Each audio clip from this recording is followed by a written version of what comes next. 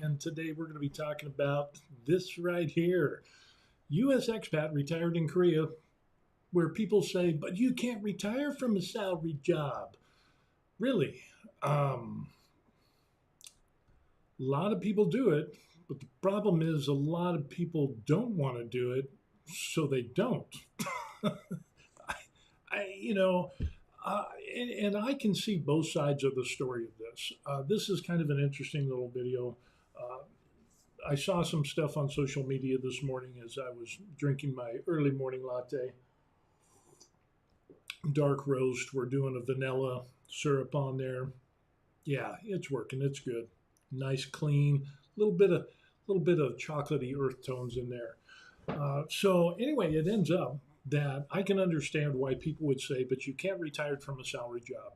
And people have pointed to articles, they've pointed to research, surveys saying, hey, like one ended up saying that like 75% of seniors who are eligible for retirement are not going to be able to retire.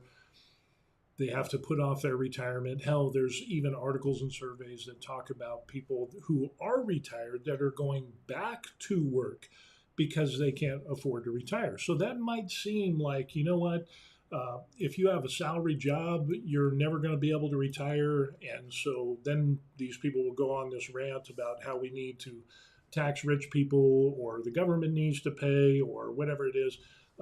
Let's just, leave the government out. Okay. Usually that's a good thing. You leave the government out, they're not the most efficient or effective way as a means of doing things.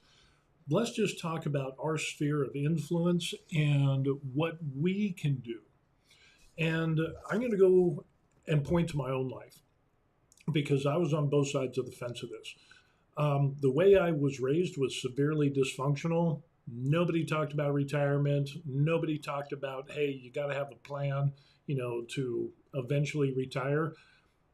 My grandparents retired, my great grandparents retired. I thought it was just a milestone of you hit, you end up your work, and after a while, you end up retiring, and boom, there it is. Nobody explained the nuances of Social Security. Hell, even my own parents failed at this miserably. And case in point, my mom, what she ended up doing, even though she went to college, my mom went to college, and what she ended up doing is working, and then she liked not working, and she didn't get enough quarter hours to get Social Security. So, yeah, college education, the whole nine yards, worked a bit, ended up raising me, and then later on with my two stepbrothers, which was 12 and 14 years difference between us. So, yeah, it was a really kind of a strange thing. But even then, my stepdad at the time that owned insurance offices, he did real estate. And so you would think with all of this going on, at least in that realm, him starting an independent insurance office, he had two of them, successful business person. Um, yeah, it is kind of interesting. So she didn't get enough quarter hours for her Social Security, so that was very problematic. Again, it's just not planning. We got a comment from Freedom Baby. Hey, I actually just commented on your other video. I'm a retired disabled vet. Korea is my happy place. I would love to go back, but my wife is not Korean. Do they have a retirement visa? No, not like a retirement visa like Thailand or Philippines or Portugal or Spain or other countries. Uh, it's not as, or, Malaysia, some parts of Malaysia have retirement visas where, an income of only 1,500 a month or so will get you into the income requirement for a visa. Korea, it's very different. There is, again, if you had a Korean spouse or Korean ancestry, you could get the F1 and F4 visas. But since you don't, let's go back to that question. Do they have a retirement visa? There is, of course, you could do an education visa. You could come to Korea and you go to school, and that's a way that you could stay in Korea, but then you'd have to keep doing that. there is a visa. Check out the F5 13 visa. The F5 13 visa. And what that does is that I haven't heard of foreigners using that specifically as a retirement visa, but it's a possibility. Um, you have to meet certain requirements, and one of those requirements is double the GNI of Korea, which is around $36,000 USD right now. So double that, it would be about $72,000 a year. The approval time for that is about 10 months from what I hear. And depending on the income stream that you would have to prove that you have that. Yeah, so that's kind of interesting. I haven't heard of anyone yet. Doesn't mean that I haven't heard or that it's not possible to use the F513 to retire in Korea. Um, if you are proficient in Korea, here's another interesting fact about the F513 is that if you're proficient in Korean and you can read, write, and speak it and the whole 9 yards, then your income requirement goes down to only one, the GNI of Korea, so about 36,000. But then you'd also have to have some other things. It'd probably be a good suggestion to be able to have money to show that yeah you can buy and or rent an apartment or housing. That you have money in the bank, that you have an emergency fund, and so on and so forth. And then there's also the Korean national health insurance that you have to use, or use TRICARE Overseas Select, which as a military retiree, are you a retired disabled vet? Okay, so you're retired, so you probably have TRICARE Prime. You can roll that over or not roll it over, but choose to have TRICARE Overseas Select, and you'll be able to use that in lieu of the Korean national health insurance. So check out the F513 visa. Okay, that's something to look into. I haven't had that question asked before, but that's a really good one. Freedom Baby also says, should I buy a condo in Korea? What would be the best option to spend the most amount of time in Korea? Personally, we're kind of the oddballs out because we had already been to Korea a number of times. We had already kind of isolated or narrowed our search pattern down to where we wanted to live to a couple of places. And then we even narrowed that down to a group of apartment buildings that we wanted to look at. And then eventually we narrowed that down to two. And then we narrowed it down to this one that we're in now because it was such a good deal. A little bit above our budget that we initially set, but it was such a screaming good deal that we had to jump on it. And that we're going to stay in this one, and then we might buy another apartment. But I would suggest renting, because then let's say you come to Korea and you can either do like an education visa, or hell, just come here on a tourist visa and stay for 90 days, 30 days, travel around, spend a week at each different place, go to a couple different places, see what it's like to live, versus going to all the tourist spots. Okay, that's probably the huge thing there. And if you can handle that, then try some, depending on your income and the money that you have, try going to Seoul. I wouldn't go to Seoul because it's way too expensive. It's way out of our league in regards to income for housing and so on and so forth. You can buy less expensive places or less expensive rents and things like that, and people do that. But as far as retirement, we had to move further away from Seoul just so that we could afford the apartment that we had. So there's going to be some compromises on, what you got going on there.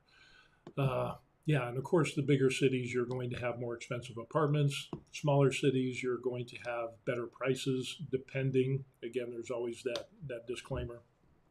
Like close to the military base where we're at, apartments are kind of higher priced. And so that kind of knocks it out for some people. But, we got such a screaming good deal with a motivated buyer, it ended up. So I would suggest renting. come to Korea for like a month or two, go down, down on the coast somewhere, go up in, some other cities to try to get a feel. If you need to be around a military base, and that should narrow your search down. We're close to Camp Humphreys, Korea, which is the largest overseas U.S. military base. And, look at that. And look at, you could be like 30, 40 minutes away and find some pretty good deals around here. There's Osan Air Base. They're kind of proud of their real estate prices because of Osan Air Base. Same thing with Humphreys. So yeah, I would get boots on the ground and I would rent for a while to see what it's like, and then just a vacation with also maybe a possibility of getting that F513 visa. I don't know if you can, so don't quote me on that, but that would be the closest one. There is actually another retirement visa. Let me see if I can bring that up, which is. So I'm waiting for this. If I can find it.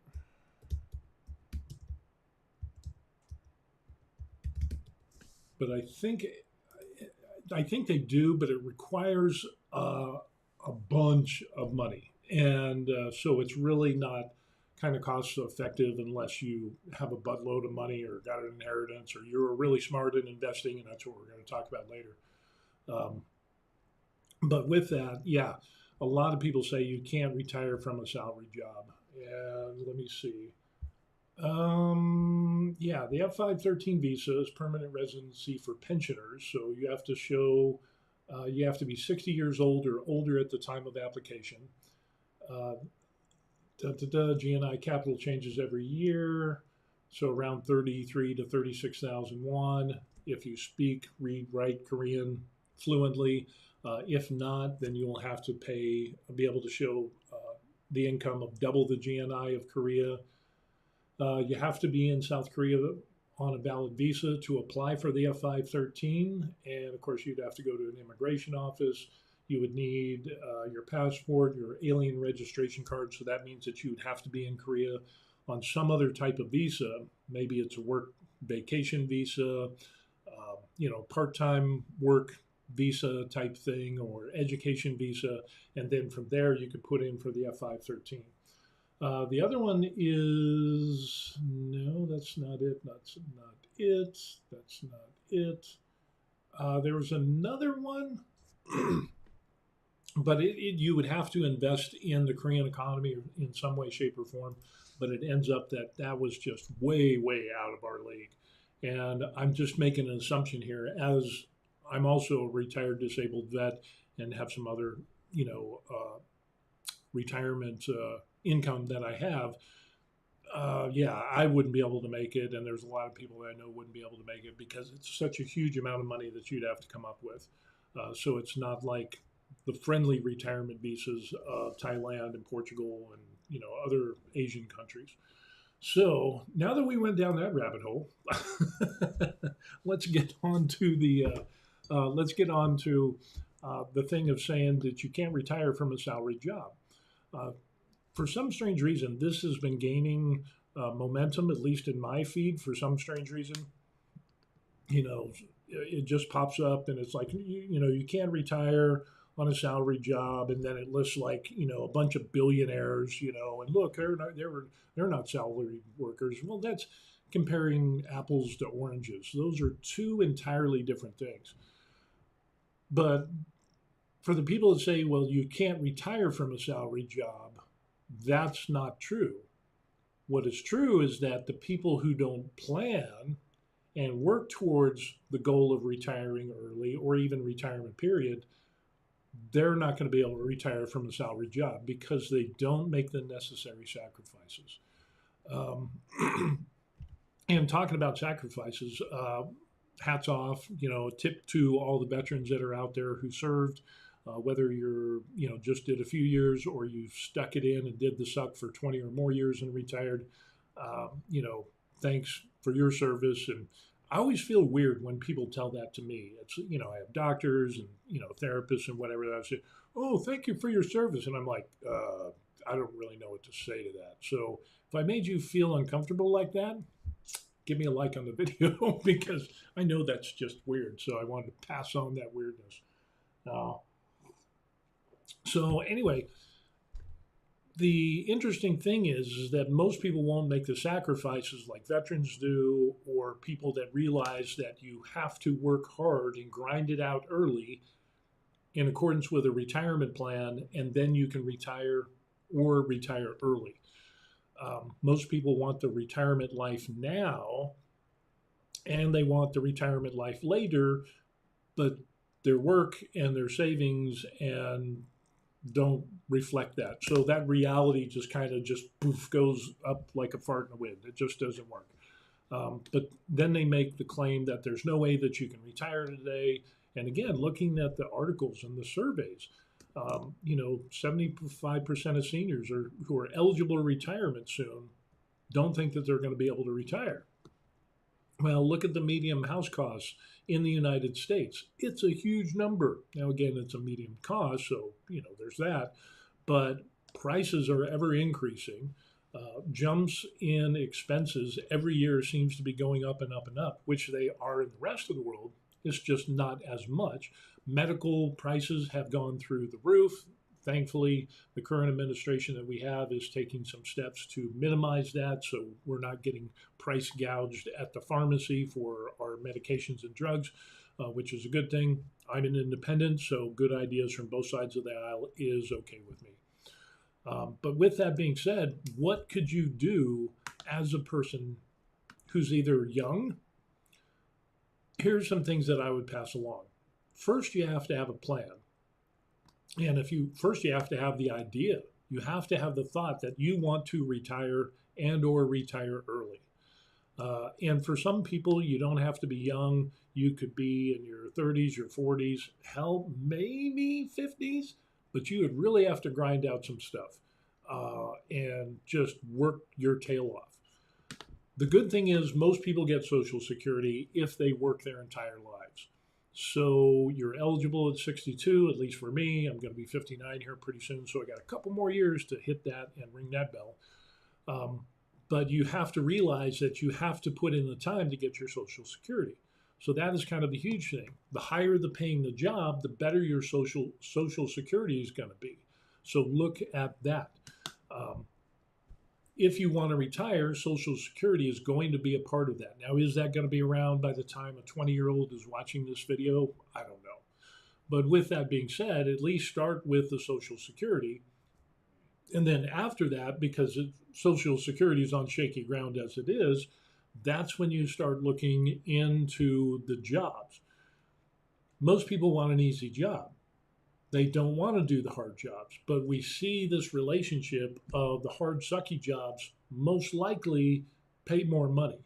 So if you're looking at trade schools, if you're looking at electricians, things like that, hell, heavy equipment operators are making $60 an hour.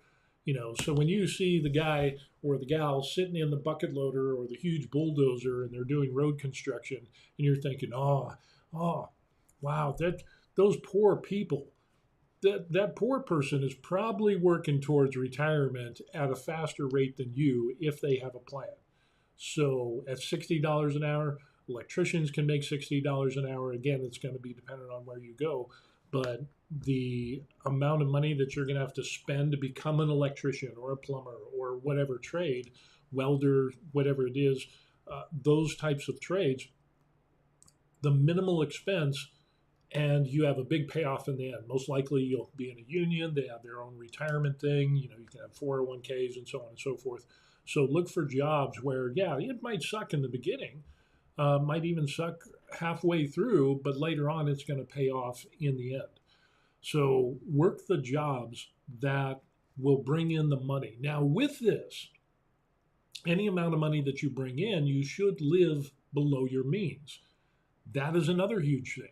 Because if you live above your means, that means you're spending more than what you make, and you won't be able to invest for retirement into things like Roth IRAs, regular IRAs, mutual funds, retirement accounts, 401ks, so on and so forth, or precious metals, gold and silver, whatever it is. There's so many different things that I was not aware of in my life, and yet I was still able to retire. And granted, I did go into some of those things later on, but if I had known earlier, man, I would have been rocking it. But I just didn't have a clue because nobody taught me this. So if you're young and you're watching this, learn from my experience and the experience of other old people, get a clue, get a plan. Talk about, I know everybody wants to YOLO and, live your best life now and you only have one life and whatever it is. Yeah, but work for that retirement. You want to be able to retire. Hell, you want to retire early.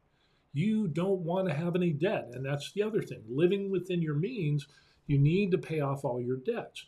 And then maybe it's kind of like the Dave Ramsey stuff. I got involved with that early on. He says, "Oh, you should never use credit cards or whatever." That's where I draw the line. I disagree with that. There are benefits to having credit cards. We pay it off religiously every single month. It's kind of like wiping my tush. You always do the paperwork. We always pay off the credit card. We never let it go over. So we're not dinged with interest fees. We get some benefits. We get air miles. So there's things that we can get from that. But other than that, we pay off everything. Everything else is paid off. Credit cards, car loans, personal loans, all of that stuff was paid off. Pay down your debts in the Dave Ramsey-esque type of way. Smallest one first. It's just easier to knock out, a $200 or $300 credit card bill on the balance, pay that off, and then roll that into the next credit card or the next debt. Yeah, it doesn't make financial math sense. You should be paying off the higher interest ones first. Hell, there is no right or wrong answer because you can pay off debt either way. For people like me who, weren't that smart, it was like, okay, I'm just going to pay off the smallest one first because that's an easy attainable goal. So get rid of all your debt. You make money when you buy. A lot of people want to buy a house and blah, blah, blah. Realize people want the 4,000 or 5,000 square foot house now, but it costs a buttload of money. And the interest rates are it's crazy. Get a place, just rent, save your money. If you can rent and save and live within your means and save a bunch of money and put it towards IRA, put it towards mutual funds, an annuity or whatever, work your butt off for, $10,000 when you're 20 and pop it into annuity and just set it and forget it. And then when it matures and you're 55 or 60, yeah, you'll have a ton of money. All of these different things.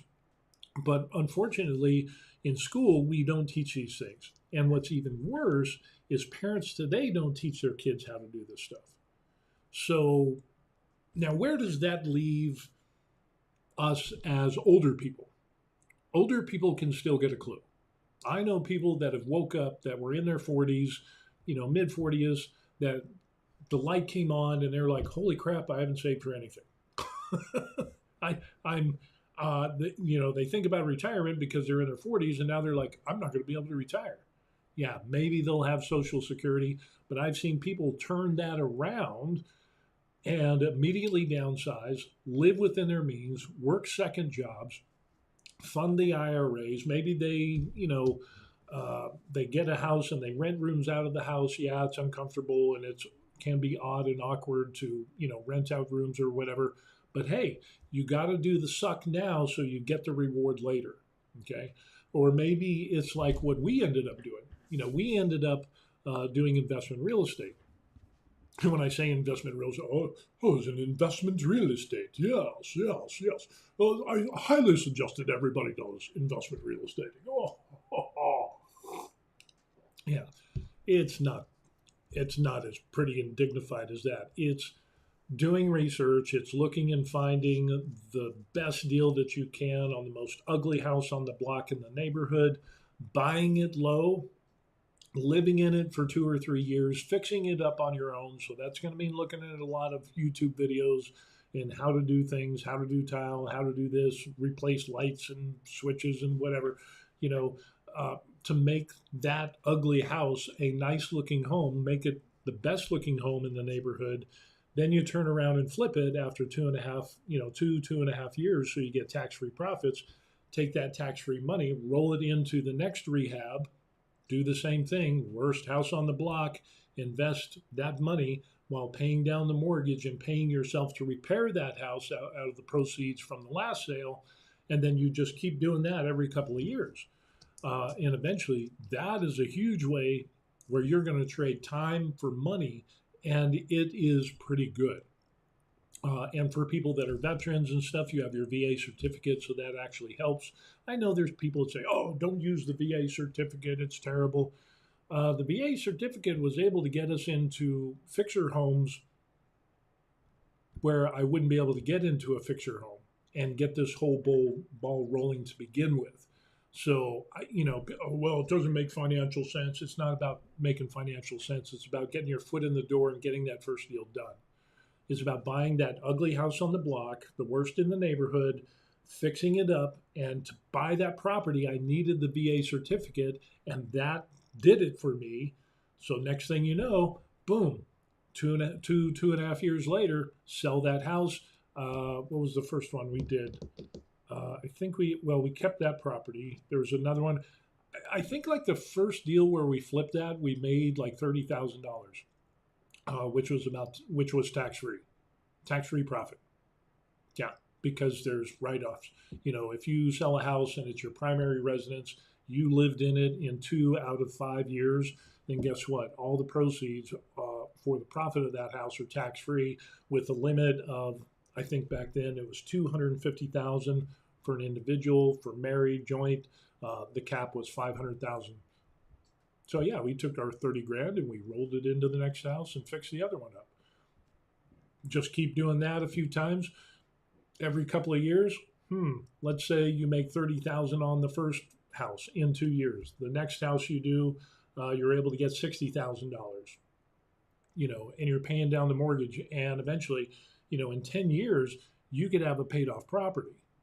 And you keep going up in neighborhoods, you get better houses. Again, it's the worst house in the neighborhood, but you're able to pay more, put more money down, or again, you sold the house, use your VA certificate to get your foot in the door, rehab the house. You got to buy it when it's low, bank-owned property, stuff like that. It's a gamble, yeah, because the market goes up and down, but that's what we ended up doing.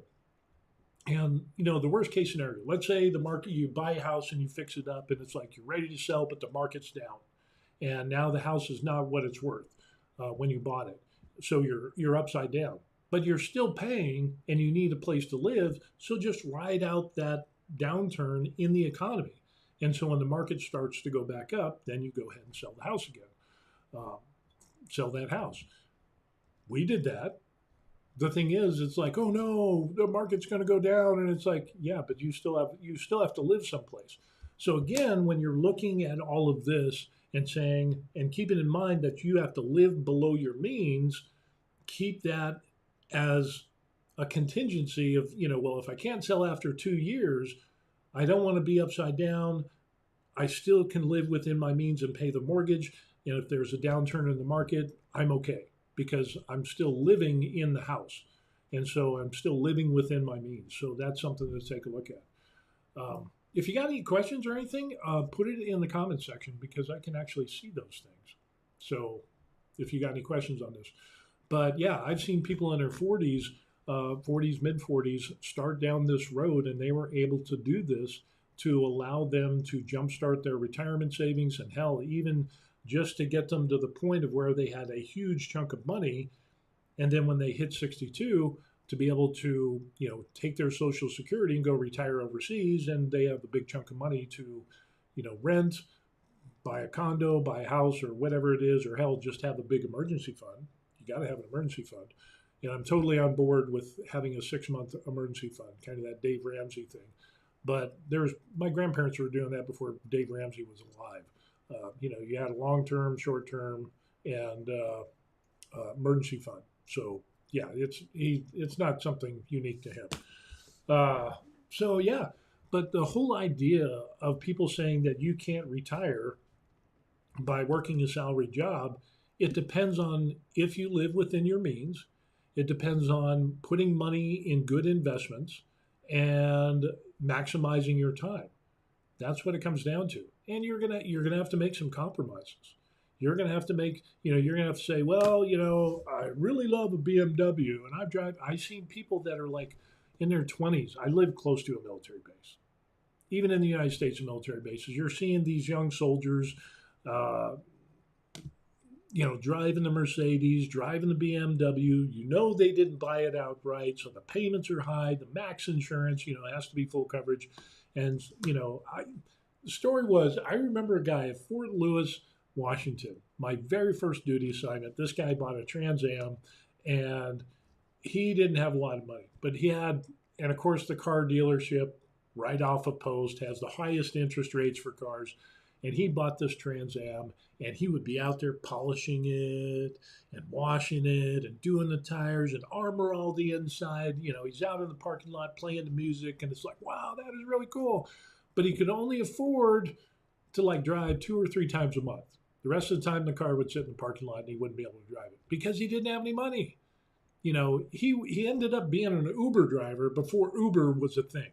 He would basically be a taxi driver, and then, hey, I'll drive you, but you got to pay me. And that's how he kind of funded that. And then eventually he met a girl, and, then money went out the window, and then he lost the car that got repossessed and lost the girl. And yeah, it was a train wreck. It was a dumpster fire train wreck. But buy a beater. Don't go for the BMW. Don't go for the Trans Am. I know Trans Ams aren't really a thing nowadays. Trans Ams only seem to be a thing with people who have a middle-aged life crisis, midlife crisis thing. They buy the Trans Am, and, old dude like me, I don't get it. You can do whatever you want with your money, but you're still old. It just looks weird when you're trying to be 20 when you're 60-ish, it just looks odd. It just, but again, that's just me. That's just me. So if you have a Corvette and you're old, forget that I said that. It's just a thing. Cody comes up and asks, when living overseas, what's a rough average monthly experience to expect? Obviously, it depends on location and individual, but what have you seen to be a rough average? That's pretty interesting because I just went over and did a video on our expenses here in Korea. So let me pull up my YouTube page, and I will post the link for that. Another good way to take a look at retirement in overseas locations and prices for food and rent and all of the expenses and so on and so forth. Let me pull this up. Is Numbeo. And with Numbeo, what you can end up doing is it gives you pretty much a rough estimate. It'll get you within the ballpark in regards to rent, expenses, housing, so on and so forth in overseas location. And you can even compare those locations, compare 2 different cities and 2 different countries and so on and so forth. So let me pop this video down here, and you can actually get a breakdown of our expenses that we actually had. And let me copy this. And we've been here 2.5 years. And so you can kind of get an idea of, boom, there it is in the comments. And the Numbeo site, let me bring that on. So what we'll end up doing, boom, we'll just talk about this here. So here is the Numbeo site. And you can look at the cost of living. Hey, where did I go? I'm gone. Where am I? New camera overlay. I think it's that one. Yes, there I am. Let me make that a little bit smaller. Okay, so here is Numbeo. Numbeo is a really good site because it can kind of get you within the ballpark of where you're looking to possibly retire. And you can get the cost of living, living comparison, living index, food prices, prices by city, and so on and so forth. So let's look at uh, Pyeongtaek, South Korea, which I'm close to. And what we can end up taking a look at, let's make this bigger. And so it'll have it in, we'll talk a little bit about Korea and the city and how far away it is from certain other cities in Seoul. The currency is in Korean won, but we can set that to US dollar, USD. There it is. And no, I don't want to do that. I just want to do this. And there we can see that the prices for restaurants, McDonald's, so on and so forth. You can see the prices. It'll get you within the range to give you an idea. As far as food, rice, stuff like that, eggs are super cheap here in Korea. I'll tell you that right here. But we're looking at like utilities.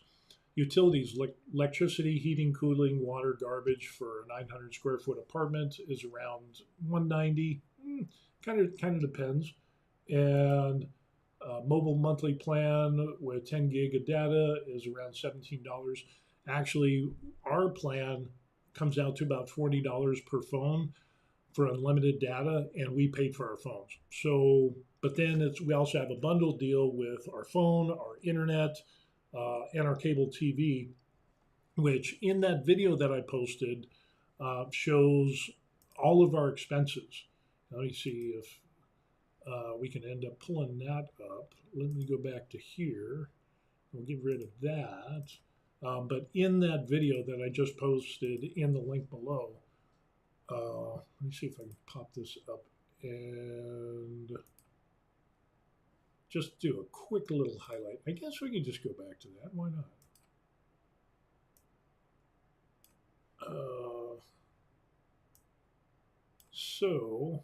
But if you look at this video that I posted, what you can end up seeing is, and I'll just kind of go over this here. I'll just put me there because I don't want to be on there twice. But this will go through all of our stuff, like our expenses. So housing, we bought our apartment, so we only have a monthly apartment fee, which includes some other utilities, and we have insurance and so on and so forth. We have medical, we have utilities, which looks 65 for natural gas, electric is 47, water's 4, sewer's 4, trash is 4. That's part of the bundled apartment fee, which is about $175 a month. Our cell phone plan, internet, cable, personal stuff. Let's see, household items like groceries and so on and so forth. And then savings, we put $2,000 a month into that, and then we end up with basically our budget and our expenses, and we go over all that information. So even without with the $2,000 a month saving, we're looking at a pretty. Let me see if I can find the.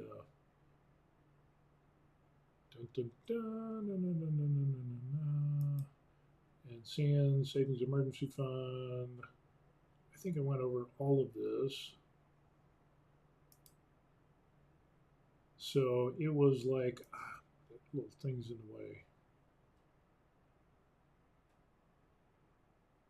I don't have it, but whatever it ended up being was that our expenses ended up being like half of what or less than half than what our income is.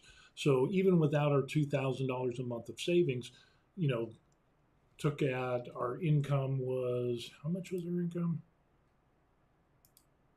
Which is about $4,800. Take $2,000 off of that, and you're looking at $2,800. And even then, we would be able to save some money. So the whole idea, as far as how much you would need, again, is dependent upon the location, where we're at. Some apartment fees are less. Like ours is about 180,000 won. Some are less, like 150,000 won. Others are 200,000 won. And then do the conversion around 1350. You can kind of get those prices. So yeah, check out that video and look at it. Numbeo is a good way to get started in looking at overseas location for expenses. So that would be my start, and that's where I actually started.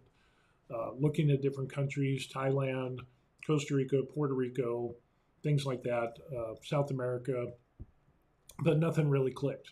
And with my wife and her Korean ancestry, boom, she was able to go back to Korea on a visa, which allowed me to get a visa. And yeah, kind of, we didn't have to do that super expensive, invest a bunch of money in Korea to stay in Korea. So the F1 and F4 visa, if you have a Korean spouse, boom, that's a way to go. So anyway, yeah, that's what we got going on. But yeah, it's interesting on how people will say, well, if you work a salary job, there's no way you can retire. Yeah, there is. There actually is. But you just have to have a plan. And the earlier on that you have a plan and you work towards retirement, that'll go so far. It is huge. You know, I made a lot of mistakes, a lot of wrong choices in my life, but I was able to turn it around. I did the real estate investing thing. I even had a big failure in real estate investing because did business with family. Well, that didn't work out well. They defrauded the company and left us holding the bag. And the company owed me like $80,000 to $100,000 in wages and stuff that they were supposed to pay me that they never did. They took insurance money that was supposed to go to properties and pay for roofs after. It was a whole thing. It was crazy. Went through bankruptcy, went through foreclosures and all that, but we were able to work our way back by doing the buy the worst house on the block. But again, we were able to weather that and eventually pay down our debts and so on and so forth. It was a huge thing. Um, but according to most people, I shouldn't have been able to retire, let alone retire early. Now, a lot of that is dependent upon being a military retiree. I do get income every single month. So, and there's things like VA disability. What job on earth, if you get hurt on the job, gives you disability? None. Yeah, you could apply for Social Security disability, but that's a lot harder to get. But the thing is, as a military retiree, you can get VA disability for things where you get hurt or injured on the job, and those things that get progressively worse over time, you can increase the amount of VA disability, and you get treated for those things. Now, I'll tell you right up front, I would rather be healthy and whole and not get VA disability than deal with the crap that I have to put up with. But hey, at least it's some compensation. But yeah, work towards those things. Live below your means, put money away, pay off your debt, and have a goal to attain. And if that goal is to retire early, work your ass off to get it.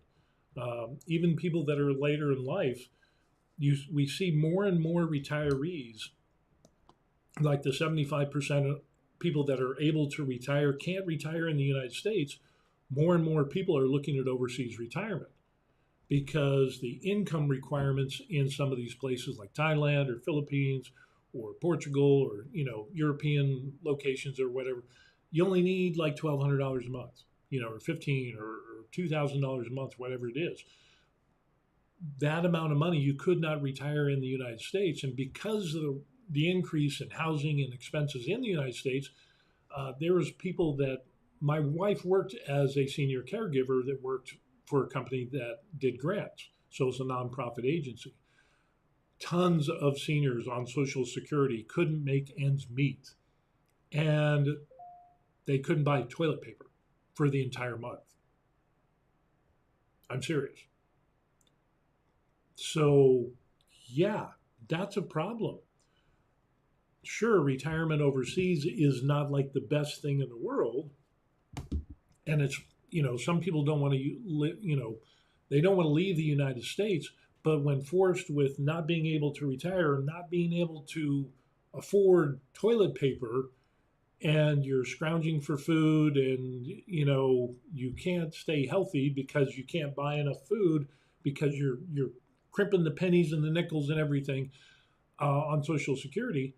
But what happens if you could retire overseas and live on the Social Security and be able to save money? Isn't that worth looking into? Yeah, it definitely is. And there was, I saw things. I heard things about people retiring overseas a long, long time ago.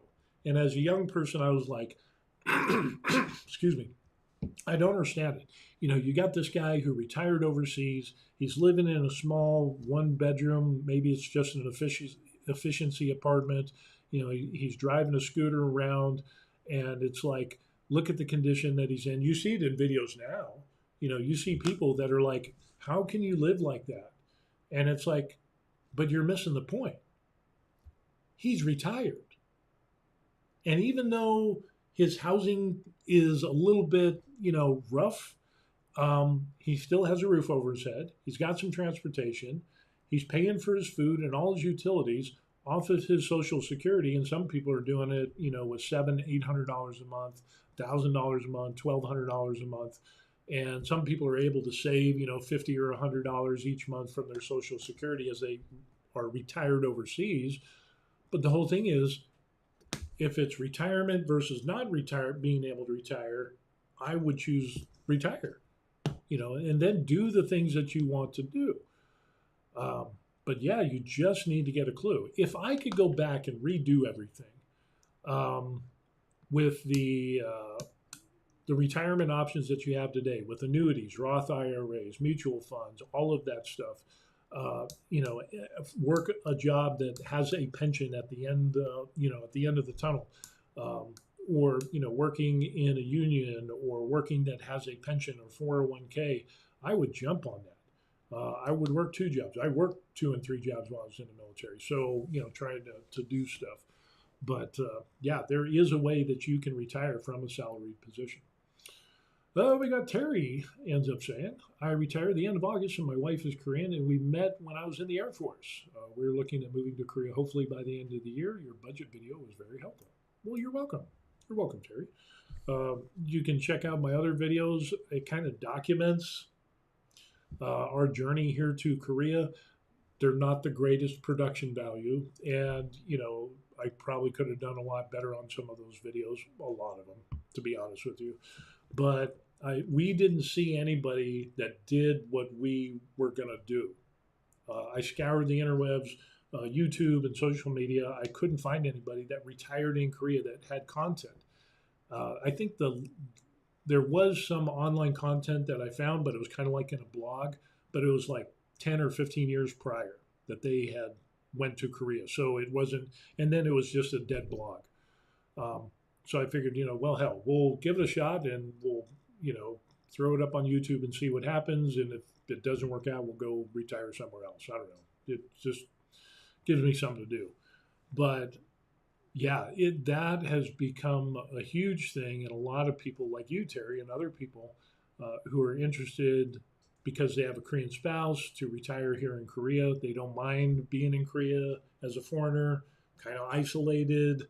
I don't mind that. I'm kind of a lone wolf guy. So is my wife. It's just us. Yeah, we have her family and we spend some time with them. But mostly it's just us. So I don't mind that. We don't have real big social lives.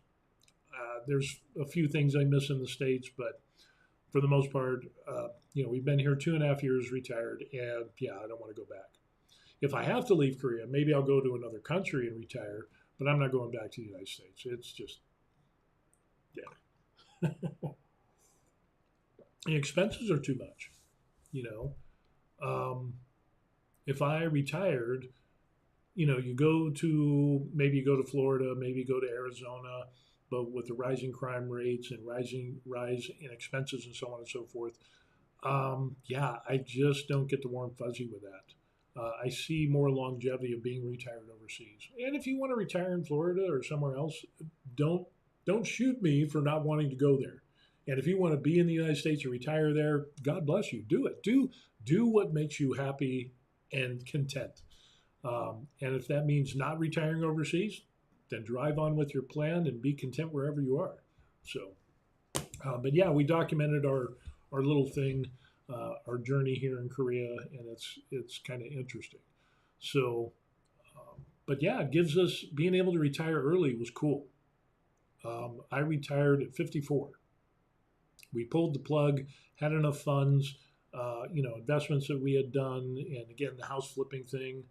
We had done that. We had paid off our mortgage, so we sold at the top. Yeah, I wouldn't say at the top of the market, but it was definitely a seller's market. We made some good money. We took that money, brought it to Korea. Was able to buy our apartment, and boom. So now our expenses are really, really minimal. Matter of fact, let me see if I can bring up where was that? I think that's it. And recently, I got interviewed for a publication about retiring overseas. And so when that pops up, we'll take a look at that. Let me see if I got. Yeah, that'll work. So let's take a look at this. I think this is the most updated info that we have, and kind of show you, for the most part, kind of our expenses. And we'll put it over there. And then nope, not that way, that way. I'll make this a little bit bigger so y'all can see it. So yeah, here's some of the information. So we lived in southern Colorado, housing and rent, because we did the house flipping thing and we took proceeds from the profit of the sale of the last house. We rolled that into the next house, which reduced the mortgage on that property, so we didn't finance as much. So our actual mortgage payment was around $950 here. So that price of housing rent of $2,000 in Colorado is, for the property that we had at that time, years and years ago, was about $2,000. Now it's, for that property, rent is about probably $3,000. Here in Korea, for renting the property that we have here, which is a 4-bedroom, 2-bath, probably goes for around $1,400, but it depends on where you go. The rent for this place, we got a screaming deal. If you took the same exact property and put it in Seoul, you would be paying $1.5 million for it. Exact same layout, exact same floor plan.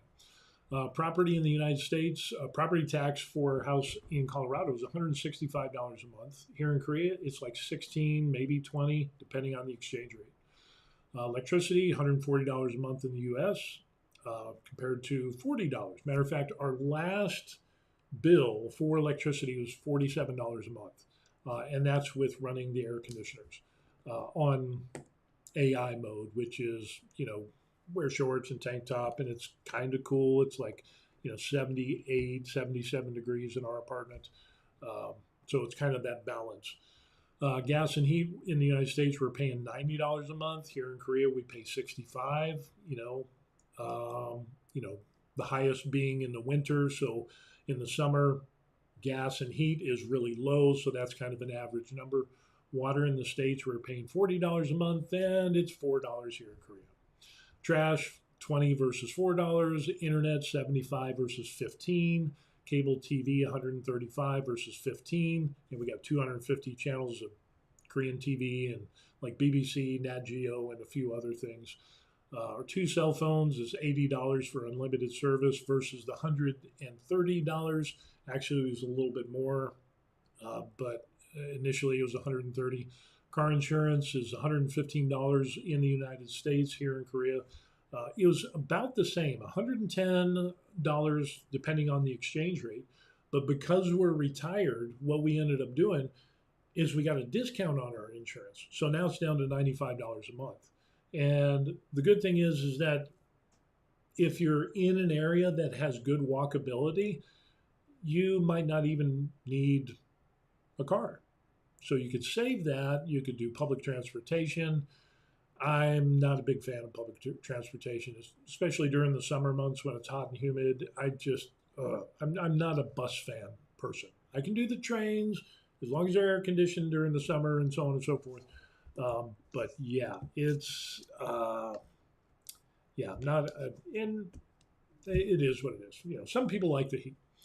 So total was like $2,700 for expenses in the United States. In Korea, it's like $1,700. So there is a big difference.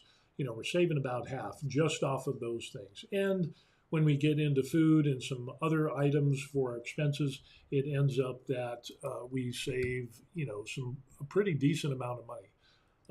I kind of splurge on the food because I'm kind of a bigger guy, but yeah, I could, if I wasn't into eating so much, we could probably save another couple $100 a month. Terry says, I've seen a lot of your videos and they're very helpful. I appreciate the advice. Well, you're welcome. Thank you for watching. I appreciate that. And yeah, that's kind of cool. So hopefully it'll give you some ideas on, what to expect in Korea. And I'm assuming that if your wife is Korean, that she's got some family here in Korea. You can always look on Numbeo. You can look at my videos, but you can always have her and her family tell you like what are their expenses, and that's a great insight, especially if you're going to live around kind of the area that they're in, and they have a similar housing situation and expenses.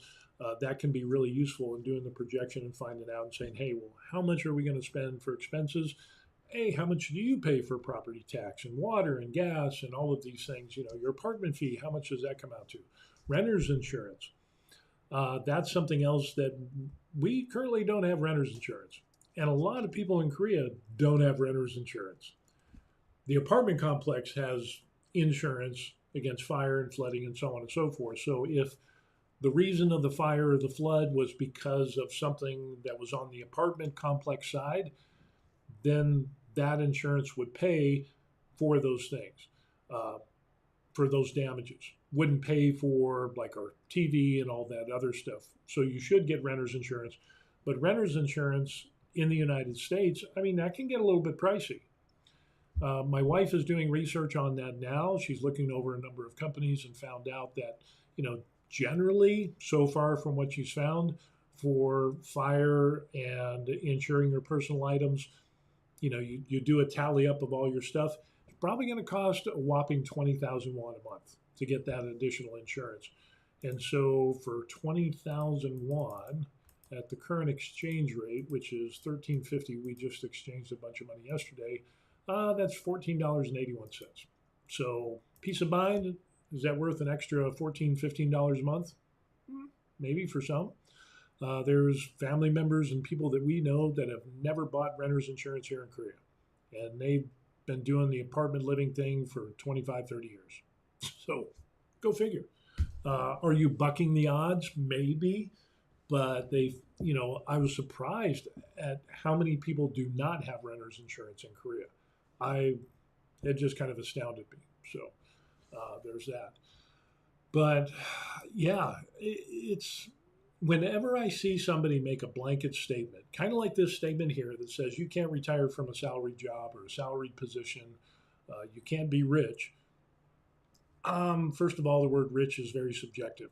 What one person considers rich could be different from another. Hell, if, to be part of the top, this is an interesting little statistic, is being the top 1% of the world, how much money would you have to have? It ends up that to be the top 1% of the world, you would have to make $32,000 a year. So we're talking, when you look at it from that perspective, there's a lot of countries, third world countries, a lot of poor countries where it is dirt poor. It kind of skews with the numbers, but yeah, it kind of puts it into, the United States and what we make. I don't think we appreciate where we live. A lot of people don't appreciate where they live. And when you start looking at the living conditions and the income of people in other countries, especially third world countries and worse, wow, we're really blessed, if I can use that term. We're really, we have a lot more than what we think we do. And it's not until you go to some third world countries that you realize this, and it's like, oh, yeah, I'm not going to complain. Because there's people that would love, in third and fourth world countries, that would love to make minimum wage. And even though we complain about minimum wage in the United States, when you look at legal immigrants that come to the United States, you wonder how Asians have more in savings for retirement. Well, a lot of them, they rented an apartment and you had mom, dad, the kids, and aunt and uncle all living in a place, and they were all pitching in towards the common goal of we're going to start a restaurant, or we're going to start a dry cleaning business, or we're going to pool all our money until we can buy a house and we can, it was always about making money. But in honesty, nobody wants to do that today. Everybody wants their best life now and their best life later, but they don't want to do the work for it, and the money's not there to do that. So you have to make concessions, you have to make compromises. And a lot of immigrants that came to the United States, hell, my family were immigrants from Europe, in Germany and that type of area, Viking-ish, I don't know, 6'2" and 260 pounds.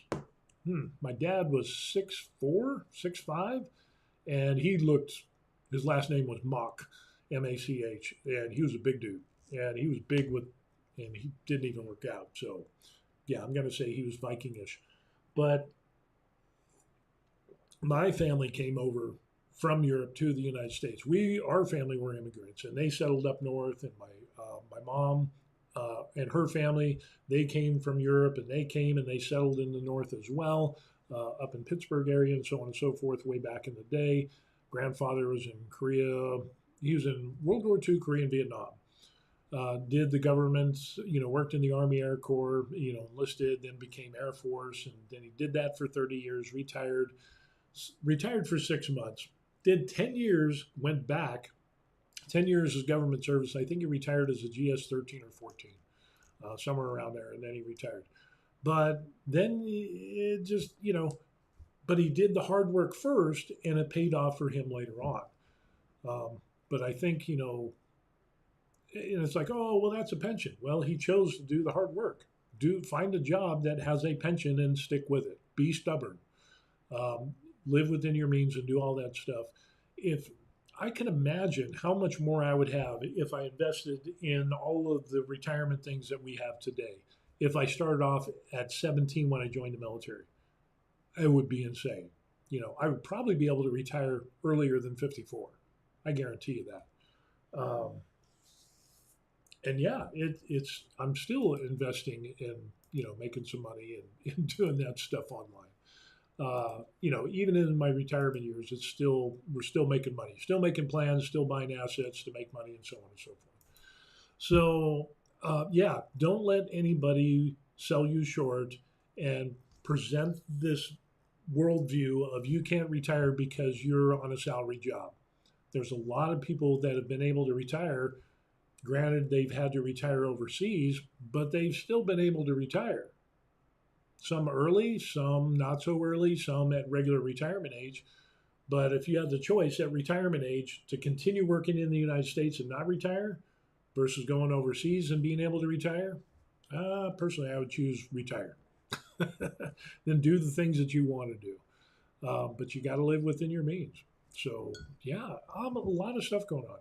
So anyway, we're going to close this out, and because we pretty much hit everything, be sure and like and subscribe to the channel. Terry, other people, if you have questions, you can send me an email. I answer everybody that emails me. I don't charge anything for anybody or anything. If you just want to say hi or ask questions about our retirement experience, contact me that way. The people down here on the scrolling ticker, those are the awesome people that bought me coffee. There's a link that you can do that because Lord knows I love my lattes. If you don't want to do that, I totally get it. Take that money and invest it for your retirement, but please like and subscribe to the channel. I would really appreciate that the most. So other than that, that's what we have. So we're going to close out this video. Again, check out the links of our 2025 monthly budget here in Korea, the unveiling of all our expenses and what we're paying and saving. Check that out. That's in the comment section down below, and you can take a gander at that. See what we pay. So with that, again, thank you everybody for watching. I really appreciate that, and we will see you on the next video. All right? Thank you. Peace. Good stuff. Good stuff.